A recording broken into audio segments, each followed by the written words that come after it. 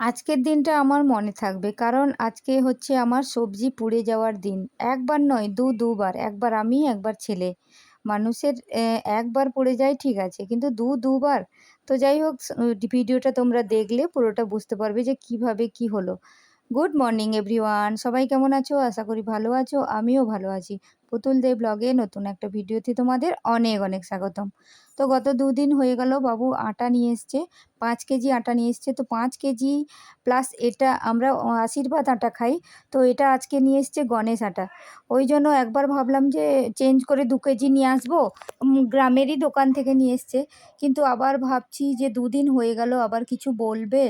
তো তাই শেষমেশ আমি কেটে ওই যেটাতে টিফিনে আমি রাখি বড় টিফিনে ওটাতে ঢেলে নিচ্ছি।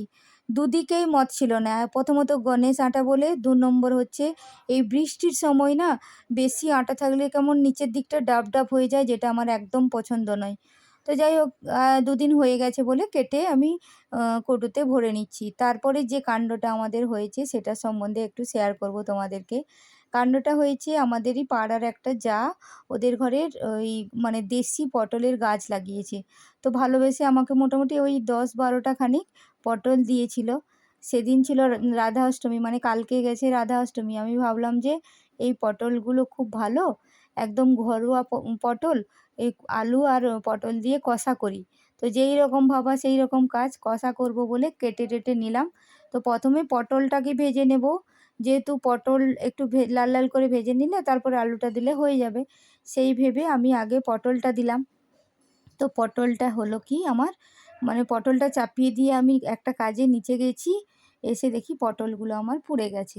এই যে পটলগুলো পুড়ে গেছে। কি করব? যেহেতু মোটামুটি ৬-৭টা কেটে দিয়ে দিয়েছিলাম আমি একা খাবো বলে, আর মনে হয় ৪-৫টা বেঁচে আছে। তো সেই জন্য আবার কি করলাম, আলুগুলো পরে দিয়েছি ওই জন্য ওগুলো পোড়েনি। আগে শুধু যে পটলটা দিয়েছিলাম তখনই পুড়ে গেছে। তো আমি কি করলাম, পটলটা তুলে নিলাম। ঠিক আছে, যা পটলটা তুলে নিই। আর যে বাকি যে পটলটা আছে সেইগুলো কেটে আরেকবার দিয়ে দিব।